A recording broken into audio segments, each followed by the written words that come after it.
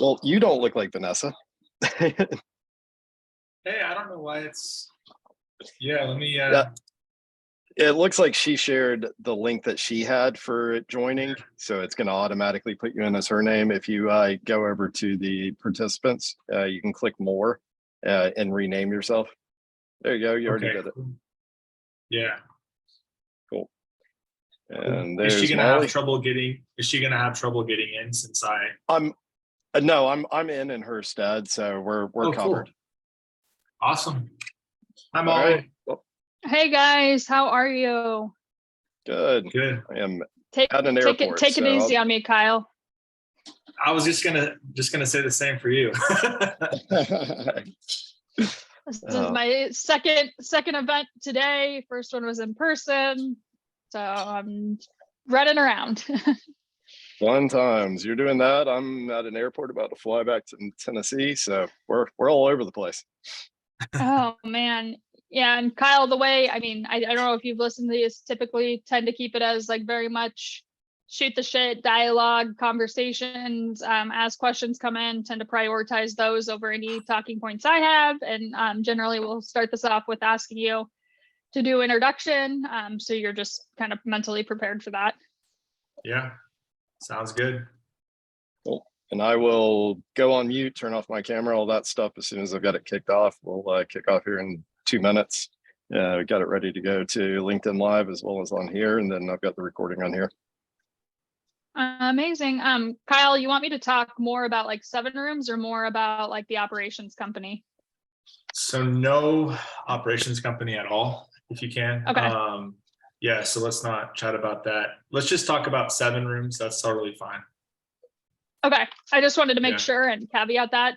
So I didn't start asking you about like what you see clients doing and things like that. If I do anything, it'll be like, I know you did some work in consulting. Like, what did you see? Okay. Yeah. I just like to always like ask that to make sure like we're doing the right talk trajectory. So. Yeah, I love it. No, thanks for asking. Is my audio all good and everything? Yeah, you sound fine good on to me. my end. Okay, cool. I'm trying to make myself comfortable, even though I bought a new chair and I really effing hate it. Yeah. It's kind of like ruining my life. But then I tried to go back to like my old chair and I can't sit in that either. Like I sat on a ball for like 4 years, and now now that I got a real chair, I can't go back to the ball, but the real chair sucks. All right, I'm ready whenever you guys are, and we'll knock stuff out. All right, about to go live.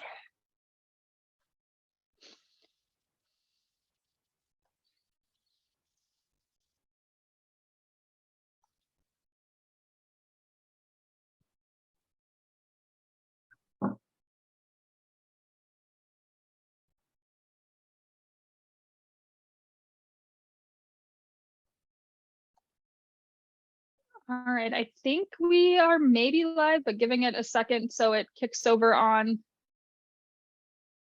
my other screen so I can make sure we see ourselves. So sometimes there's a little bit of a delay. It still looks like we maybe are pre-live.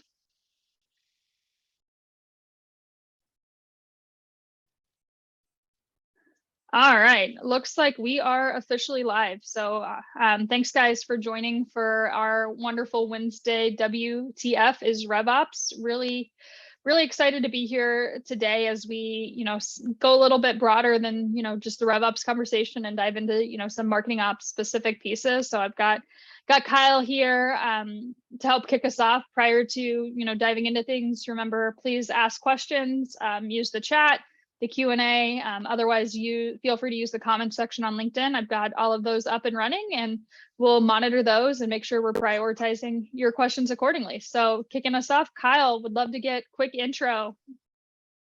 Yeah, for sure. Thanks, Mollie, and thanks to Rev Genius for having me on. Really excited about this one because like you said, I know mostly it's about revenue operations on the week-to-week basis, but I've dabbled a lot in revenue operations, but I'm kind of rooted in marketing operations as well. So just a quick introduction about me. I've been in the operations space, primarily B2B SaaS for almost 10 years now. So believe it or not, I was a paralegal before I got into B2B SaaS and operations. So I was a paralegal for a little over 10 years, right out of high school. But yeah, my journey in B2B SaaS so far in operations, I got in more about who I knew and not what I knew. I had a friend who, Mollie, you and I both know, who used to work at Marketo with you, and he gave me a shot, and I got into an agency. And so they specialized in helping folks with Marketo.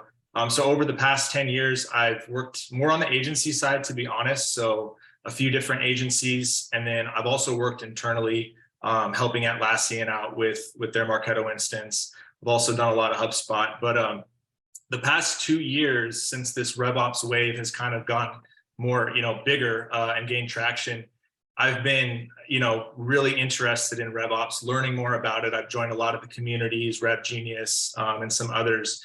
And then I did like a stint for like a year, just interviewing RevOps leaders and really understanding what it is. And the one thing I found out is it's a lot of different things to different people and different companies. So I'm excited to give my perspective from kind of the marketing ops seat that I'm in, but also some things I've learned about RevOps on the way. Yeah, so let's, kick off. I have two questions for you. The first one we'll do like the light one is like, okay, making the shift from a paralegal into let's call it marketing operations, right? Like, what was maybe the biggest challenge for you as you made like that drastic of like a career shift, and like what was the impetus for taking that path? Yeah, so I'll start with the second question first. The reason I wanted to take start a new career and go down this journey was I just figured out that law wasn't for me. It's for a lot of people. A lot of folks like to go to law school and become an attorney. And I met a lot of good attorneys and paralegals and a lot of good folks on that side of things. But I just got to a point in my life where I realized I wasn't content and happy with what I was doing on a day-to-day basis. And so I wanted to make a change, and I was open to it. So that's how I got into ops and what prompted me. And I haven't looked back. I love my position in ops and my career now. And then as far as just kind of what transferred in and some of the biggest challenges. So what I did notice is like the project management skills, the case management skills, kind of moving things forward and being proactive really has helped me in operations. Some of the process stuff, right? Cases and moving cases along have a lot of process to it. You get into discovery phase and then you get into pleadings. And so I think some of that transferred into operations, documenting processes, working with a team of people.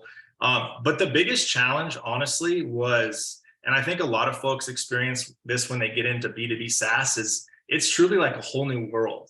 You know what I mean? Like there's a lot of acronyms being thrown around. You're hopping into meetings, and sometimes you can feel a little bit stupid or dumb. Like that was my impression when I first got into it, because there's a lot of smart people.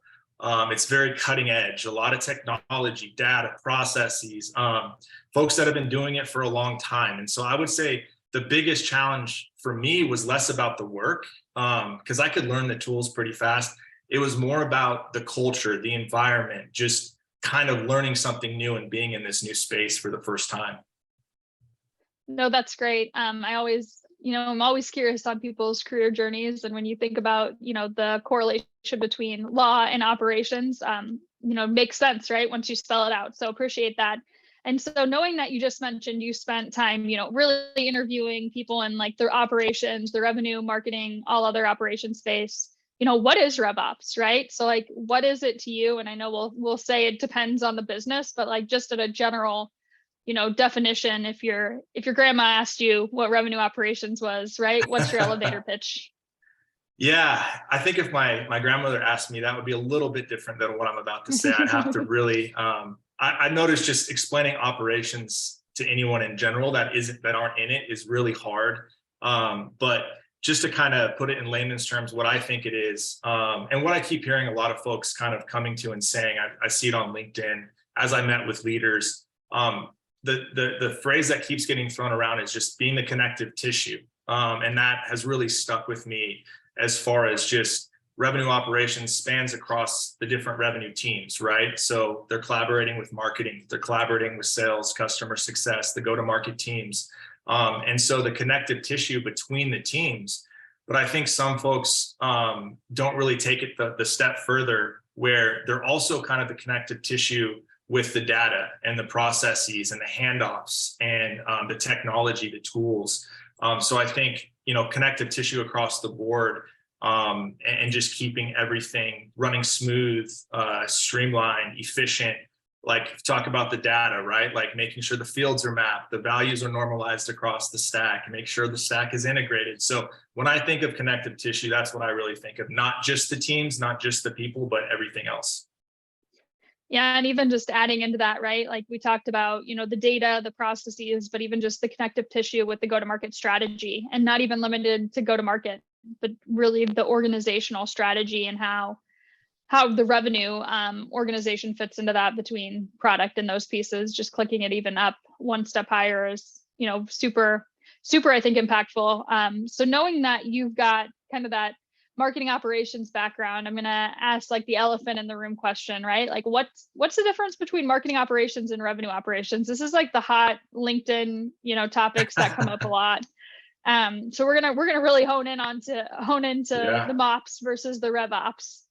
Yeah, for sure. And just to touch on what you said before about the product, I left that out, right? With the PLG companies going to PLG, and now all that data needs to flow in. So just want to kind of bring that back up and touch on that. But as far as what the difference between marketing operations and revenue operations. So I have kind of a unique experience with this because earlier in the year, I was helping an agency really build out their revenue operations line of business. So starting to help out companies with RevOps. And before that, I was mostly with marketing operations agencies. So it was a little bit different. What are our services going to look like? Is this just a combination between sales ops and marketing ops, right? And so we're having these discussions because I also see it on the other side of the fence where you have demand gen and marketing ops, and there's some overlap there, right? And so when we're talking about marketing ops and revenue ops and the differences there, where I'm at with that is, I think, number one, the easiest way to do it is just look at the tools, right? And so I think when I think of marketing ops, I think of primarily they're spending a lot of time with strategy and from a system admin perspective in the marketing automation platform. So that's one big thing that I think is different than RevOps. RevOps may be privy and they may understand the map, but I see them more as platform agnostic and kind of dabbling in each of the tools rather than having like a core tool that they're in on the day-to-day basis. Another thing is, I think marketing ops has a lot more to do with the website and the forms and the fields on there, and kind of like working with the marketing team and supporting them. So the product marketers, copywriters, content, demand gen, right? And so I think you're not going to see RevOps in there like working with the brand team, working with events as closely as marketing ops is. And then the biggest difference I would say that RevOps handles that marketing ops doesn't handle is, outside of the tools, is just like more about the processes and handoffs between the departments and teams cross-functionally, rather than just, I could see marketing ops really collaborating with sales ops on like, what does that handoff look like? I think RevOps is just kind of spans the whole stack and all the departments. Do you feel like marketing ops is a subset of revenue operations, or do you think that they're kind of completely different functions? Yeah, I guess we're going to start off with the hot take then, because I posted something like this a couple of weeks ago on LinkedIn, and it got a lot of different opinions. I could tell a lot of folks have a lot of emotions around this. So first off, I want to say that I've worked in all different kinds of models, right? Where marketing ops sat under RevOps, where RevOps was essentially just a combination of CS ops, sales ops, and marketing ops. And then when marketing ops was standalone and kind of like its own department, I would say where I'm at is, if I were to just kind of role play, I'm the CEO and I want to kind of structure my different ops teams. I would have marketing ops be a standalone ops function or department from RevOps. They could be kind of in the same department, so to speak, and roll up to one ops leader, but I would separate the two. And I think you get the most value out of either one when you do that. I think when you nest an ops team under another ops team, you kind of put it more into a support function, to be honest with you. and it makes it hard for them to kind of align on the strategic level and pull up that seat. And so I think you lose a lot of marketing ops that way. And then also revenue ops, if they're like kind of managing, right, another ops team or other ops teams, it kind of takes away from their ability to be that connective tissue. Because I don't think it's necessarily like when RevOps was born, I think folks thought, well, how do we make it be the connective tissue? How do we make it bring all these ops departments together? And I don't think actually nesting another ops department under them accomplishes that. I think you keep them separate and then they can really accomplish that in better ways. Do you see like, and I'm going to click into this, do you see revenue operations like as more of like a function on its own, different than like sales operations, CS operations, obviously marketing operations? Or do you see revenue operations as more of like the umbrella that's over kind of what I call functional operations or like the specific department operation? That's where it builds the connective tissue. Yeah, I don't see it as the umbrella. I see it as a standalone. So I would see one ops leader. So in my kind of utopia, you have the chief operating officer or even the CRO, right? And they oversee the different ops teams, including go-to-market ops, right? Revenue ops, sales ops, CS ops, product ops, partnership ops, right? I see those as standalone and then rolling up to one leader. I don't see an umbrella there. But I know other folks, have different opinions, maybe even including you, Molly. So. Oh, I definitely do. But this is what I think is so, it's agree to disagree, right? Because I think there's so much of this, because I can completely understand your perspective based on the team, based on the company, based on that, right? Like, I think that there's, not to say, 1,000 ways to skin a cat, but there's a lot of different ways that this gets set up. And, the right answer is it depends. Yeah. Right. And so it's understanding your business. And I'm going to ask you like the other hot question is like, where does marketing ops report into, right? When should it report to that head of operations type function versus the head of marketing? Yeah, I think it's another one where it says depends. And I think it depends on where the company's at during their growth. So what I see normally is a company that is under 10 employees, kind of growing to 50 employees. Marketing ops may not even be there at that point.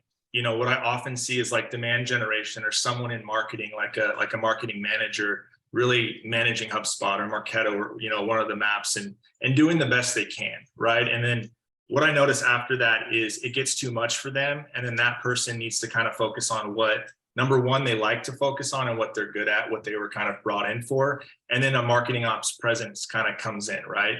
Either an agency or, a full-time employee. At this point, what I typically see is that marketing ops person actually reports into marketing, right? So like up into the CMO or growth marketing, head of growth. So that's typically what I've seen over the years. And then the next step, I would say you're over 100 employees, like it really kind of becomes its own thing, and then it either goes into the CMO, or like you said, I see it kind of shift over into RevOps, the CRO, someone like that. My utopia state with the COO, I actually haven't seen, and that's why I call it my utopia state, because it's just like a hypothesis that I have. Yeah, definitely. So clicking into marketing operations, and again, remember for the audience, Q&A, feel free to ask questions. Like Kyle's got a great background, great perspective. And, aside from being on LinkedIn Live, these are conversations that Kyle and I actually have a lot via phone and text message, just as we've grown to get to know each other professionally. What's the difference between marketing operations and marketing automation, right? And how do you, I think we probably know what the difference is, but how do we articulate that to somebody who maybe doesn't? Because I see those get misconstrued a lot.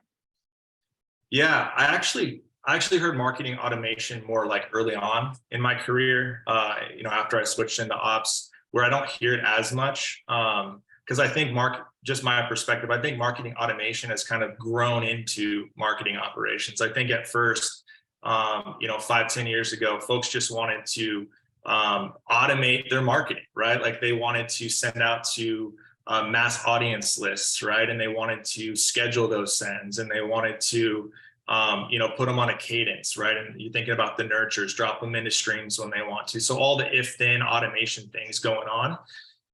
And that is kind of how I started doing things when I first got into Marketo. I was very focused on the automation side, but I think as marketing ops grew and it matured, because it has been around a while, right? As it's matured, it's just gained, we're responsible for a lot more now. So process, right?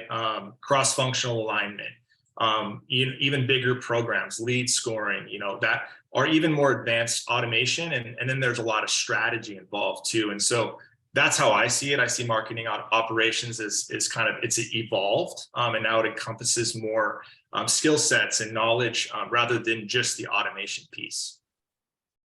What's I'm interested I'm interested in your response to that, actually. Yeah, I want to kind of. Yeah. So the way that I generally think of this, right, is I think of marketing automation as a subset of marketing operations, right? So the same way you think about, generally like CRM and that as a subset of, revenue operations from like a tech and a tooling, like automation in my mind is generally focused on more of like the campaign execution. Obviously, there's some strategic components that come into like the life cycle build and the nurture, but generally looking at this from an executionary standpoint that sits, under more of like the operations purview. So when we talk about, the tooling, right? Who owns the marketing automation platform? Generally, it's marketing operations who is owning it, but your marketing automation person is like leading more of like the day-to-day management and the delivery and the execution from it. Yeah. Is typically how I think through that. And I had another really good question, but now you lost my train of thought. Let me try to get back into that. So one of the things I think when you think about like your marketing operations leader, right? You're in that role, like who's your primary stakeholder, right? Like who's your main business partner? Yeah. I think obviously, like if we're looking at marketing, I would say what I've seen is, like I said earlier, that the head of growth is they're really wanting to operationalize their strategy, right? Head of marketing, but also, like I said earlier, is just demand gen. I think that's what, as I've held like marketing operation manager roles, or I've been on the agency side and I've been helping out a stakeholder from a marketing operations perspective, it's been that demand gen manager or director where I kind of see them as wanting, to operationalize what they're trying to do, right? They're trying to get campaigns out. They're trying to segment the audiences. They need a lot of your help in Marketo, in HubSpot, in these maps to help them reach their goals, right? So that's who I see primarily. And then you have other cross-functional stakeholders like sales ops, RevOps, go-to-market ops. That's the cool thing about ops is like, and it was very similar when I was in legal, is you work with everybody, right? And that's one thing I like about a lot is a lot of different personalities, but that main stakeholder, I believe, definitely lives in marketing, and typically it's demand gen or head of growth or something like that. No, that's great. And so maybe we're going to do like maybe a fill in the blank, right? So like as a marketing operations leader, what couldn't you do your job without, right? Like fill in the blank, like you wouldn't be successful without X. Sales alignment. And how do you get there? Yeah, for sure. I mean, I was going to throw the map out there, but that's obvious. I would say sales alignment in alignment with any other department comes from the top down. So I think the leaders have to get into the same room. They have to continuously meet on a cadence, whether that's weekly, monthly, quarterly, all of them. And so that's the first step, aligning from the top down, really understanding who you're aligning with, and then meeting with them constantly, always talking, through strategy requirements, just staying in constant communication, I think is big with alignment. And then the biggest thing, which RevOps really helps with, is just not working in silos, right? So I think RevOps can really help the sales and marketing leaders to not work in silos, but it's also their responsibility to break those silos down, form a relationship, understand that they're going to have disagreements, but that their partnership is more important to the business than anything that they could, disagree on. What if they're not meeting, right? So let's say you're in an organization and, sales and marketing don't have that rapport and aren't having those like top down conversations, right? How do you drive managing that up? Yeah, you just send them both to the principal's office and they'll be fine. No, but that's kind of what it is. I wouldn't say they're in trouble, but I think you have to go, the leadership above the C-suite has to come in and actually find that alignment at that point. It can't be found from bottom up. Like if the directors aren't aligned, you can't expect the managers to align and like that to find it. I think if the directors can't align on their own, you need to go into the C-suite or the connective tissue, right? Maybe RevOps then needs to get involved and kind of, be there, be that presence to find that alignment between the two tools, between the two leaders, the strategies, all the above. Awesome.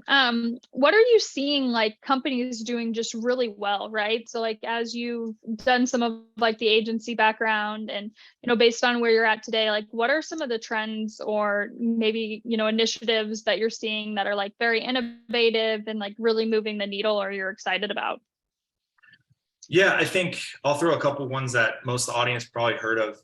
The first one being just account-based. And I think obviously that started out as like account-based marketing. But I've been kind of dabbling more into thought leaders that are just calling it the account-based experience instead of account-based marketing, because it's not just the marketing team going about that, right? It's a true account-based strategy that spans all the departments, all the go-to-market departments, the entire company, to be honest. So I see teams that are taking that seriously and going all in on the account-based experience rather than kind of just putting one foot in or one toe into that. Because I do see companies on the flip side thinking, oh, we're going to just have a list of accounts that we're going to drop into a drip. And that's our entire account-based strategy, right?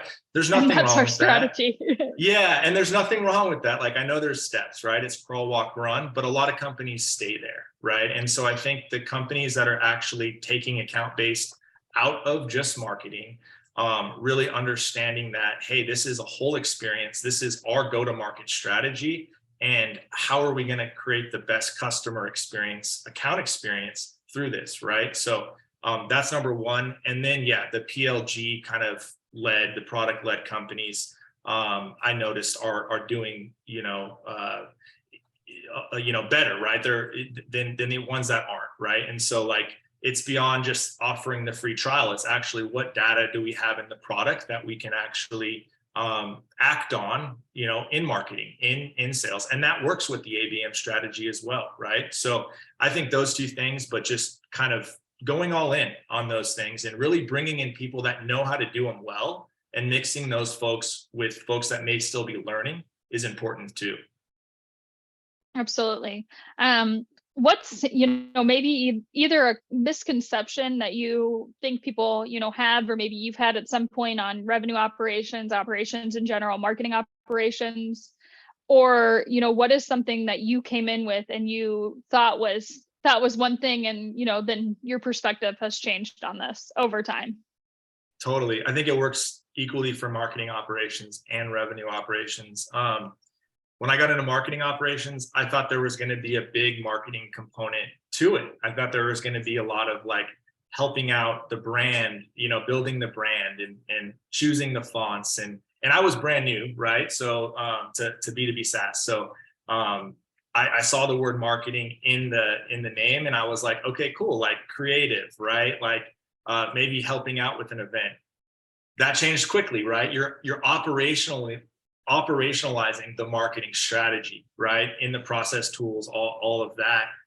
And you are working with marketers and you are allowed to be creative. And sometimes I help with, building out nurtures and hey, we should have this copy in it, right? So there is some of that, but I thought it was going to be a lot more, maybe 50-50. But I realized the common denominator is operations. It's not marketing, right? It's not revenue. And so on the other side of things with revenue operations, I think what I thought going into it a couple of years ago, and what I even hear other folks, But when I try to, when I chat with them about it at first, they think it's kind of like a sales role where they see the word revenue and maybe they think it's like sales engineerish or something.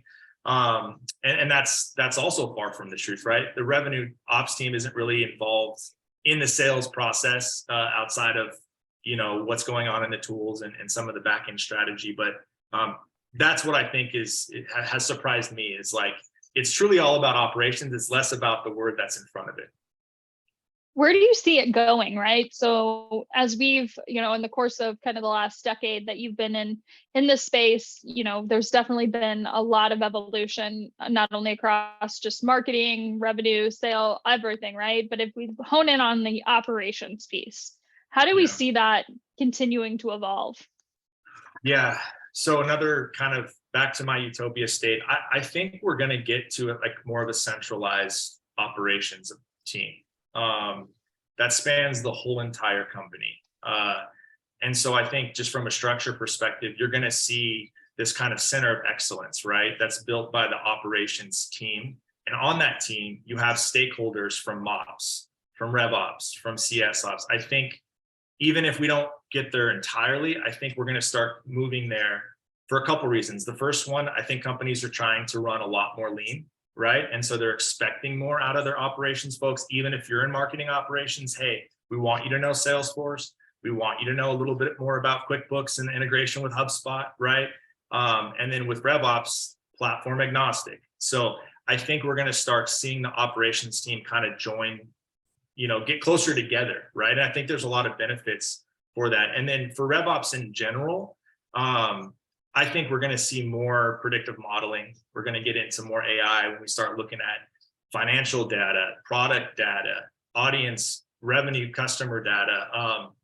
When we start all mixing that together, I think forecasting is going to get, even better. I think RevOps can really help with some of the, predictive modeling and looking into the future based on what trends we're seeing with all of that data.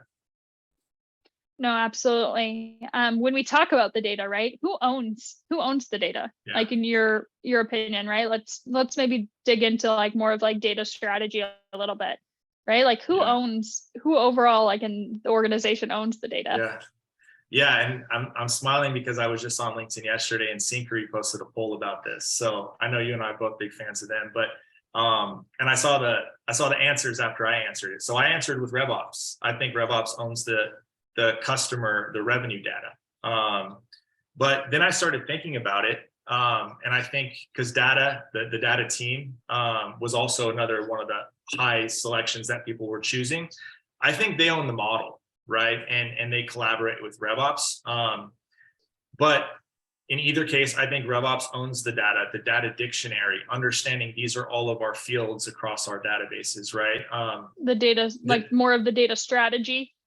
Yes, there we go. Exactly. And the day-to-day kind of less day-to-day, but more in the systems, right? And kind of ongoing with the data, making sure it's unified, making sure it's normalized, enriched if you have an enrichment tool. And so, and back to Synchrony, I think they're kind of personifying that, right? Like they posted that poll. I answered RevOps. I saw a lot of other folks, and then a lot of RevOps professionals actually own a tool like Synchrony where it helps unify the data. So it helps them be the connective tissue, really. But yeah, I think RevOps. Yeah, and this is, back to a few weeks ago when I talked to Andy from Gated, right? We talked about how does, kind of that data engineering, data management, data governance, fit into kind of that operations space, because traditionally those resources haven't been necessarily allocated or thought to be part of the operations team. But when we, and like, I was going to ask you so you can think on this while I answer, like what your catchphrase is, right? What's something you catch yourself seeing all the time? The thing that I say is like people, process, data, technology, right? Yeah. So like when I think about what we're ultimately doing from an operations perspective, like those are the components that go in. And obviously data traditionally hasn't been part of like that three-legged stool, right? But it is such a foundational piece to that. So how do we build the team and the structure to be able and be equipped to manage that entire cycle? right? And, policy is the other one that Rosalind adds in a lot too. And it's, people, process, data, policy, technology are all, that in my mind, like that is what operations is. Yeah, and I think I'll steal it because I couldn't think of anything else. The first thing, Andy's awesome over at Gated. He was on my podcast a couple of months ago. Love chatting with him. But yeah, I'm with you. That's what I mean, we hear so many different acronyms and phrases, and it's like one every new like week. But that's one that I've constantly heard with a lot of different smart people that I've worked with. I think I heard it first 2 years ago at Atlassian. I was working with a gal, demand generation director. And she said it was just, process, people, and technology, right? So it was just the three. And like you said, it's kind of evolved. Now we're starting to add to it.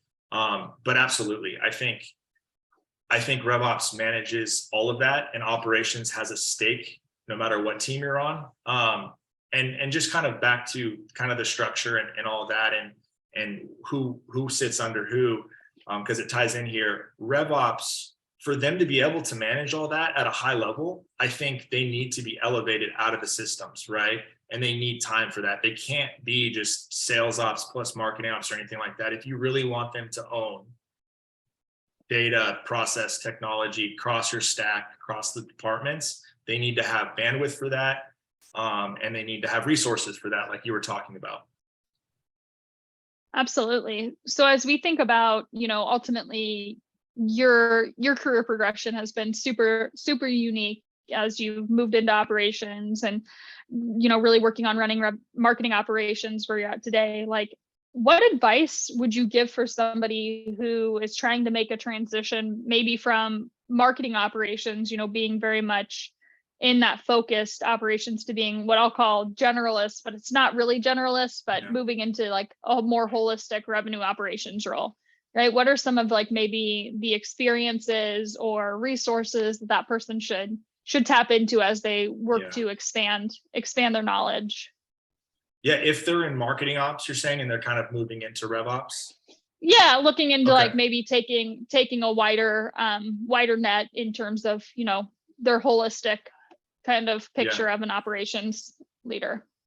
Yeah, and it's interesting because that's kind of where I was going a couple of years ago. I was like, okay, I'm here. I've been in marketing ops for a while now. And what's this new shiny thing, right? What's this RevOps rush? And so I started thinking, I'm going to be this RevOps professional. And so I learned a lot, but I stopped when it got to like the financial stuff, to be honest with you, because I'm not the best at it. I'm not as interested in it. So I actually came back home, right? Like after my 2-year journey there, helping a company build out their RevOps services, I was like, I kind of want to go back to marketing ops, and that's what I've done. But as I was kind of embarking along that path, the tools, you're going to learn a lot more tools, right? And so there's a lot of like free certification, like HubSpot's really good with it. I would think just start there, because they have the certification courses. They have a RevOps course for you that you can take, and so I would look into the different tools outside of the map, Salesforce, right? Trailhead. And so I would start getting more platform agnostic, which is tough because, each tool outside of the map, you're used to just using Marketo or HubSpot, right? For so long, and you can kind of like shape your career around that. And then now you're being kind of asked, or you're interested in all these other tools, and they're different. The good news is they're also a lot of the same, right? And so after you kind of master automation in Marketo and you kind of start thinking like that, it does make things like learning Salesforce or Chili Piper, all these other tools a little bit easier. So, hard challenges, but also benefits there. The last thing I would say is just communities, right? RevGenius, other communities, Slack communities, join them all. And then Chili Piper actually just had their top RevOps leaders, which we went against each other. Mollie, I know you were on that list. You made it into a further round than I did, but it was a lot of fun. But I would look at things like that. If you see a list of RevOps leaders, or on LinkedIn, something shows up in your feed, follow all of those people, because right now what's going on LinkedIn is amazing. Like a lot of leaders in RevOps, marketing ops, they're really sharing their, philosophies, their strategy, their opinions, right? Like, it's not just photos of dogs, right? Like, those are great, but like, no, we're getting a lot of meat on the bone with a lot of these posts on LinkedIn now. And I've learned a lot just through that.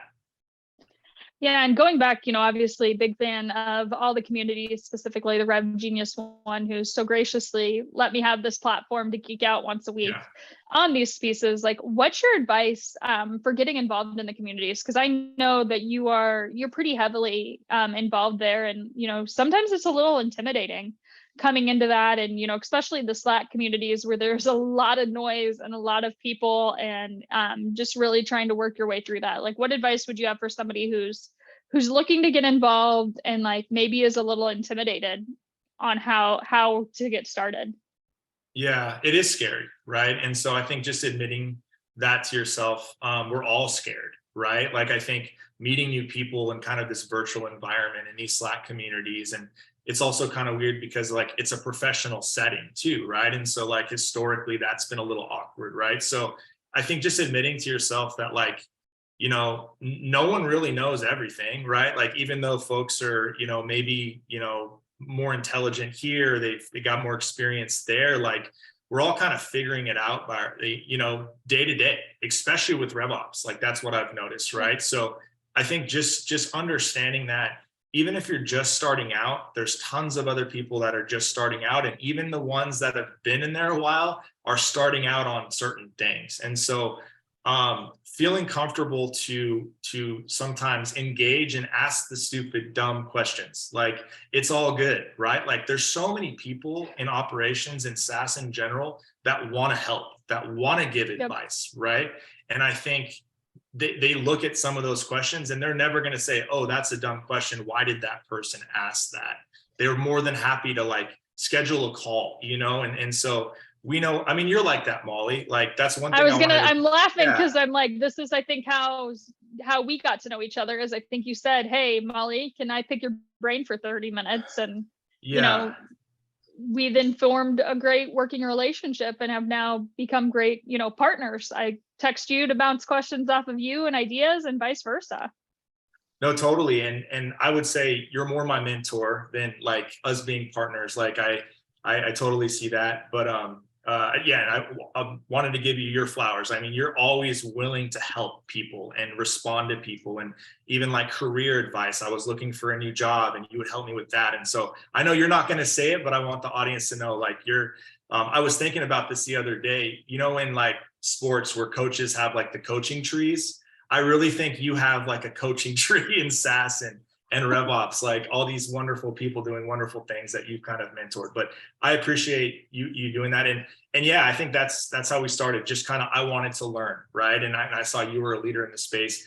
I think there is kind of like a, within communities, like, find the people that want to, give you help and all that. Like, so you so graciously did for me. But at the same time, just be wary too, because sometimes picking someone's brain, a lot of folks are a little bit too busy. So don't get discouraged if someone is like, I just can't right now. Or, and so I think that too is like, some folks are going to be very proactive about it and want to hop on, and maybe not others, but I think it all comes from a good place. But it's a great community. Like, haven't even met people, like we haven't even met face to face, right? And so we've built this virtual relationship, working professional relationship through these computers, right? And so just remembering that, like, we're all in it together. We're all trying to learn. We're going to be learning for the rest of our lives, right? So go in there and be curious and ask questions for sure. Yeah. And I think, specifically, I always am like, how did I end up in revenue operations? And similar to you, I've got more of the marketing operations, marketing technology type of background. And I, took a role as an enterprise data architect, really looking at holistic, systems, data components, and then quickly moved into overseeing, a revenue operations organization back when it was still kind of, figuring itself out. And one of the things that fills my bucket with kind of this industry is like, I think we're just getting started, right? I don't know that revenue operations is ever fully going to be defined very clearly, very crisply. I think there's always going to be outside of the lines in this. And, I've worked in revenue operations at 3 different organizations now from a leadership perspective, and they are all very different, right? There's similarities, but also major differences. And so that's one thing like I really appreciate in how we tailor the needs of the organization from an operations perspective to the business. And from a career standpoint, it's not the one size fits all. And there's always, the opportunity to build the team, build the infrastructure, build the tech, build everything around the business need, which is what it should be, right? That's the logical and obvious answer, but it's just so fulfilling to get to do it in different ways. And so I think that hunger to always be learning as well.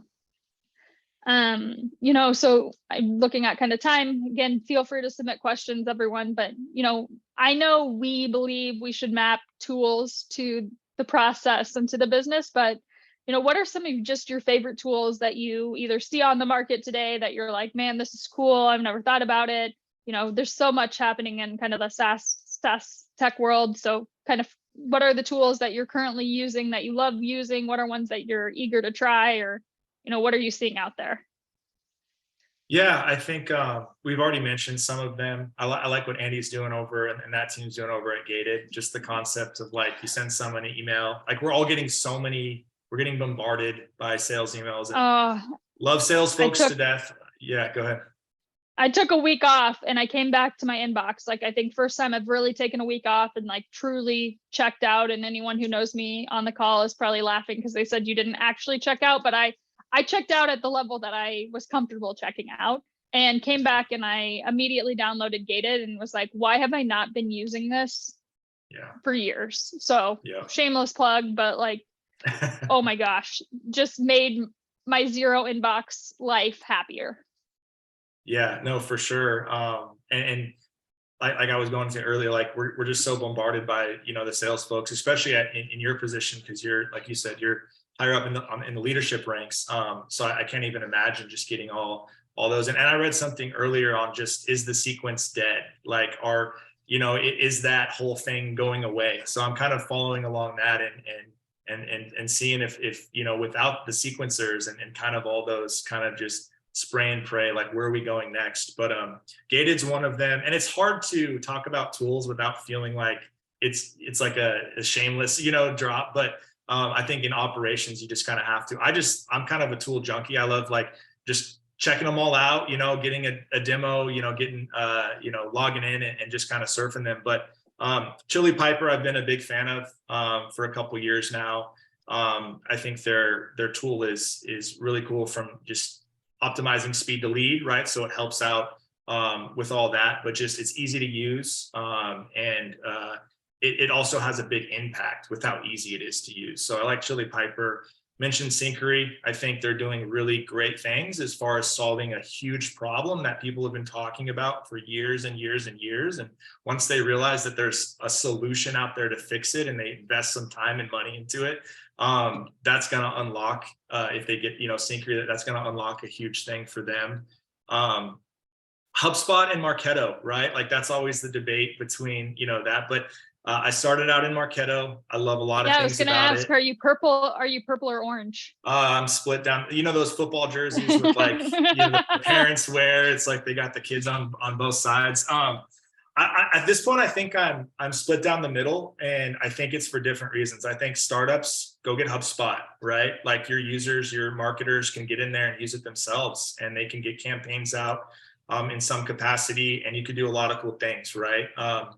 And I think once you reach a certain point, Marketo and the Salesforce setup it works very, very well at scale. And so that's why I say I'm split, is because I actually think it's less about Marketo versus HubSpot. It's where you're at in your journey. So, but that's a little bit of a hot take as well. But yeah, I think HubSpot, since I did start out in Marketo, the past few years, I've been looking more into HubSpot. They're just really on top of like adding features and listening to their customers and implementing feedback. And so I've really enjoyed watching their journey and learning more about that.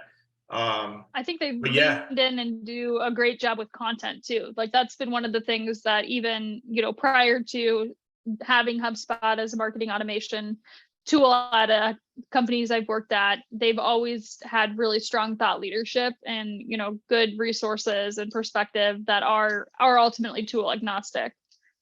Absolutely, for sure. One more for you and for the audience.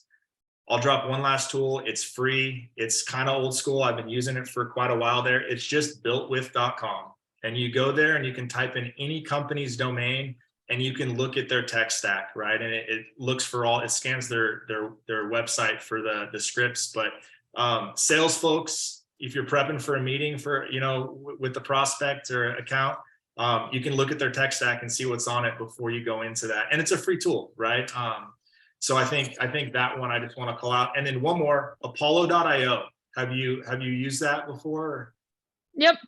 Yeah. So I'm really liking where they're going, trying to make intent data kind of more accessible for folks. And then one more, 6 Sense. I have a buddy who works at 6 Sense, but that's not the reason I like the tool. I just think if you have budget for it, I think it's an awesome, awesome tool.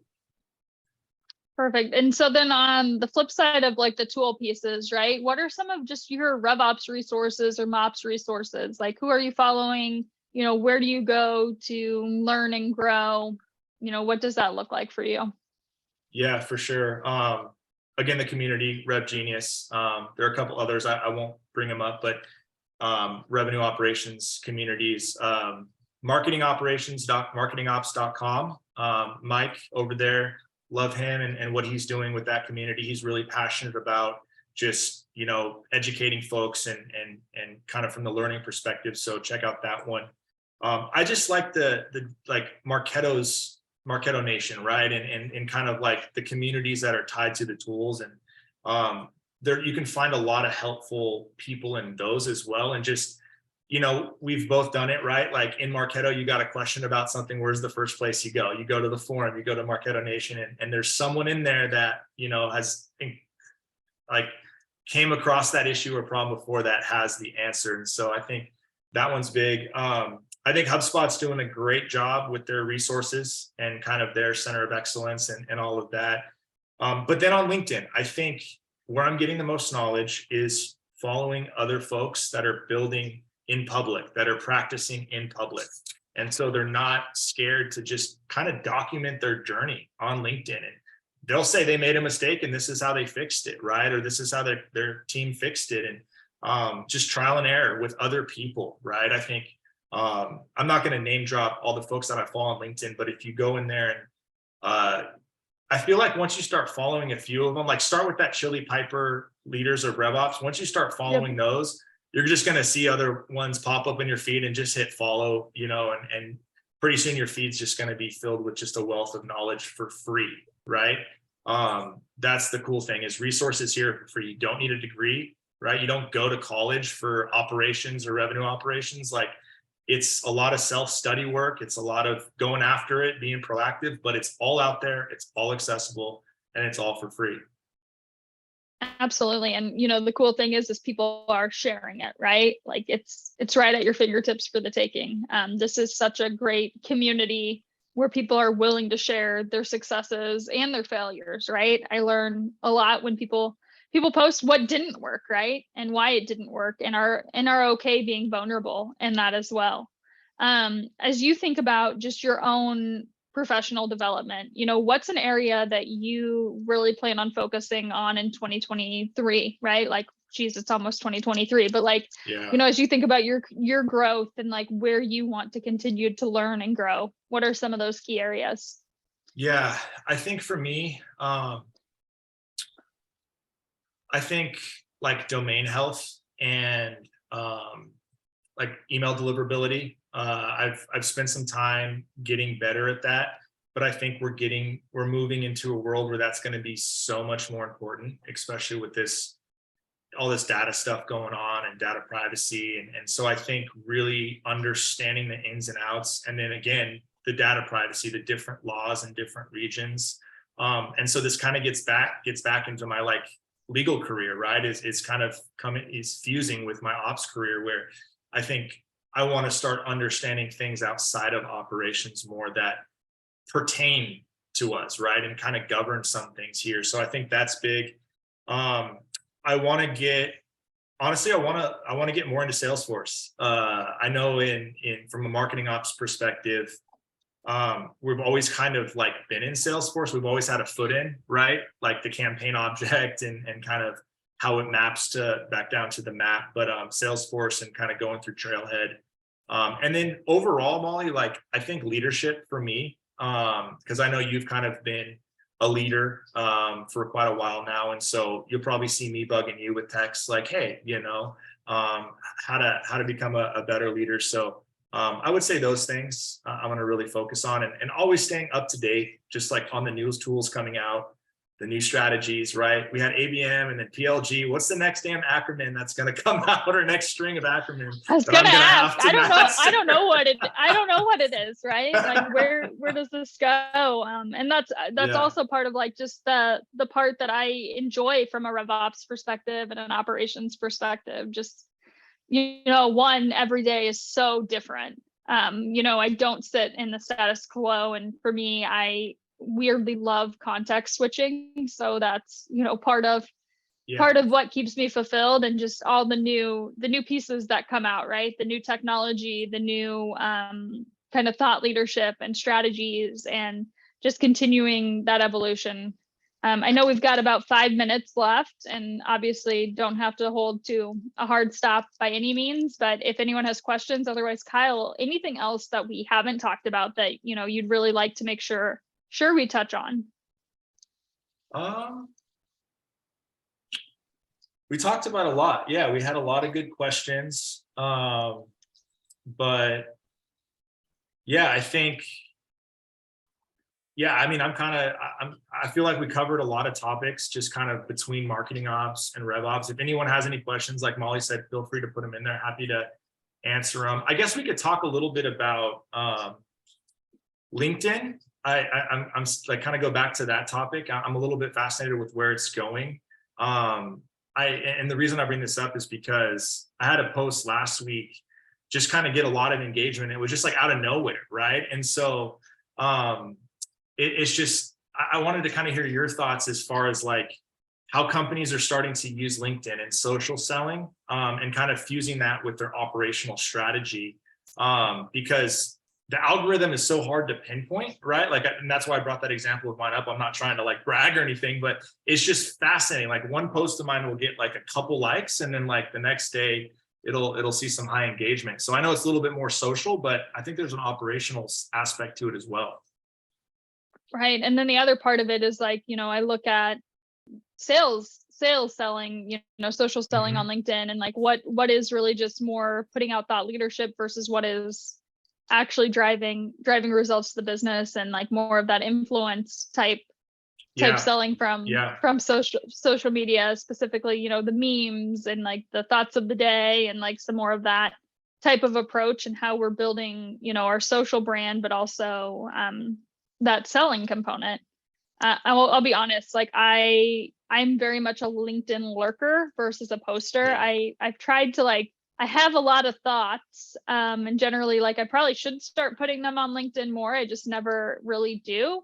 And maybe that should be a New Year's resolution, but I have noticed that in terms of like some of the things that I do post hitting in a weird way. So would love to get your perspective there. I think you probably have more experience in that realm than I do, because you are definitely far more involved in LinkedIn.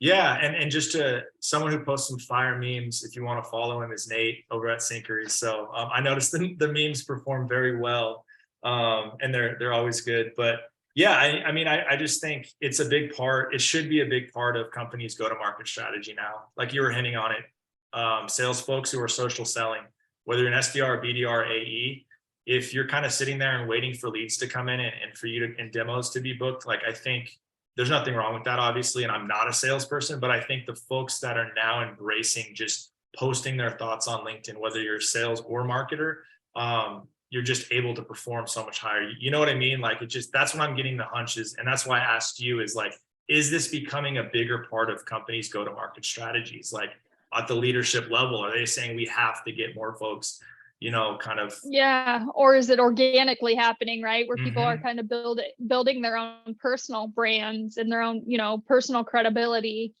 out there based on their domain, and that's then building out the company brand. Absolutely. So I'm here for it. I'm following along. It's just there's a lot of questions. Yeah, Cool. perfect. Well, anything else? Any final thoughts, pieces of advice?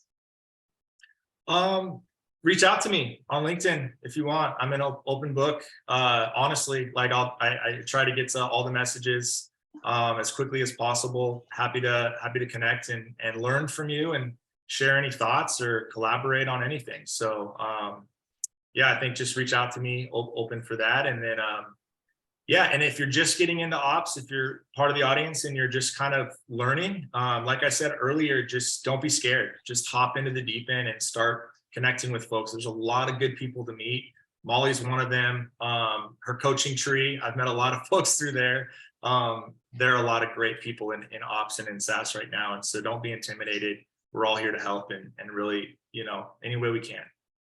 We've all been there before too, right? Like, I think that's the humbling lesson that we all need to recognize. And I think that's what I always think about, when somebody reaches out for advice and pieces, is like, what would I expect if I was in their shoes before? And like, how do you make sure you can welcome in the community and help them grow? So we'll really appreciate having you today on WTF is RevOps, and, really getting more clarity on kind of how marketing operations fits under not the RevOps umbrella in your mind. But again, that's something I think we will agree to disagree on. And that's what makes this such a fun industry to be in. And really, really appreciate the time, Kyle.